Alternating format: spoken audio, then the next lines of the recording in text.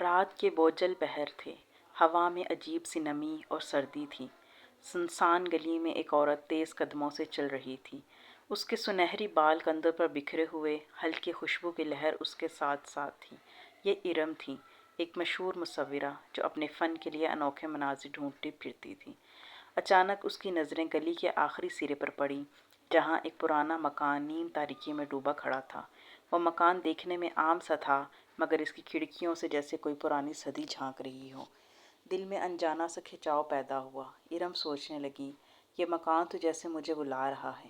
وہ آہستہ آہستہ آگے بڑھی، دروازے کے پاس پہنچی تو حیرت ہوئی، لکڑی کا دروازہ خود بخود چڑچڑاتے ہوئے کھل گیا۔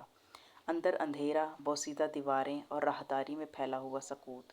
قدم رکھنے کی دیر تھی کہ اس کے کانوں میں سرسراہٹ سے سنائی دی۔ وہ ڈر گئی، لیکن اس ڈر کے ساتھ ہی ایک کشش بھی تھی، جیسے کوئی نادیدہ طاقت اس کو مزید اندر لے جا رہی ہو۔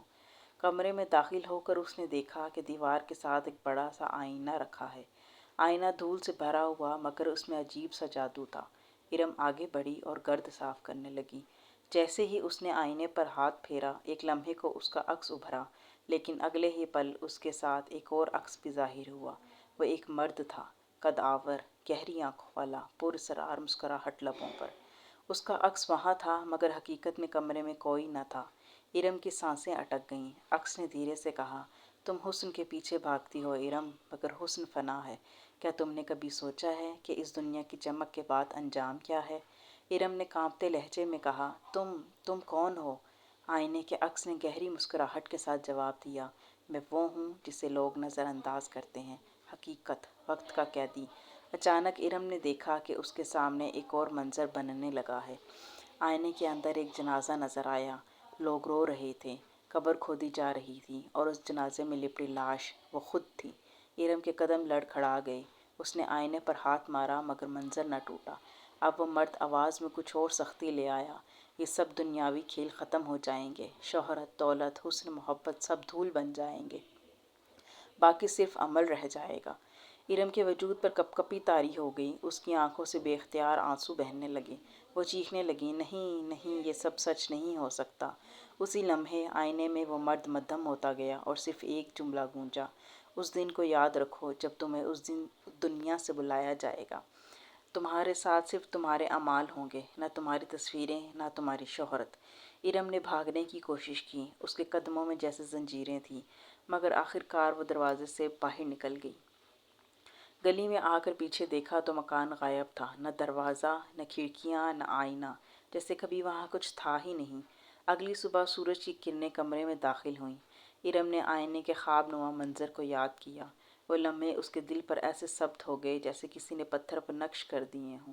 وہ دن اس کی زندگی کا موڑ بن گیا۔ شہرت، محفلیں، تصویری نمائشیں، سب کچھ اس کے لیے بے معنی ہو گیا۔ اس نے پینٹنگ بنانا ترک نہ کیا، مگر اب اس کے کینوس پر چہروں کی مسکراہٹ نہیں، بلکہ آنکھوں کا خوف، قبروں کی وحشت اور حساب کے پل کا بوجھ دکھائی دینے لگا۔ لوگ اس کی تصویروں کو دیکھ کر تھر تھرا جاتے، کچھ روتے، کچھ سوچنے لگتے۔ ایک بار ایک تاجر اس کے پاس آیا اور بولا، ارم بی بی، آپ کے فن سے دل کانپ جاتا ہے، یہ سب آپ نے کہاں سے سیکھا؟ ارم نے ہلکی مسکراہٹ کے ساتھ کہا، میں نے سیکھا نہیں، مجھے دکھایا گیا ہے۔ اس آئینے میں جو حقیقت نظر آئی وہ آج تک میرے دل سے محو نہیں ہوئی۔ پھر اس نے آہستہ سے کہا، دنیا کا آئینہ جھوٹ دکھاتا ہے، اصل آئینہ وہ ہے جو قبر میں کھلے گا۔ وہاں کوئی رنگ، کوئی پردہ، کوئی دکھاوا نہیں، صرف حقیقت اور اعمال ہوں گے۔ اس کی آنکھوں سے آنسو بہہ نکلے۔ اس نے نوٹ بک پر آخری جملہ لکھا، دنیا کے آئینے عارضی ہیں، مگر آخرت کا آئینہ ہمیشہ کے لیے ہے۔ خوش نصیب وہ ہے جس کا عکس وہاں نور سے جگمگائے۔ اگر آپ کو یہ تحریر پسند آئی ہو تو اس کو ضرور لائک کیجیے گا اور چینل کو بھی سبسکرائب کیجیے گا۔ بہت بہت شکریہ۔ اللہ نگہبان۔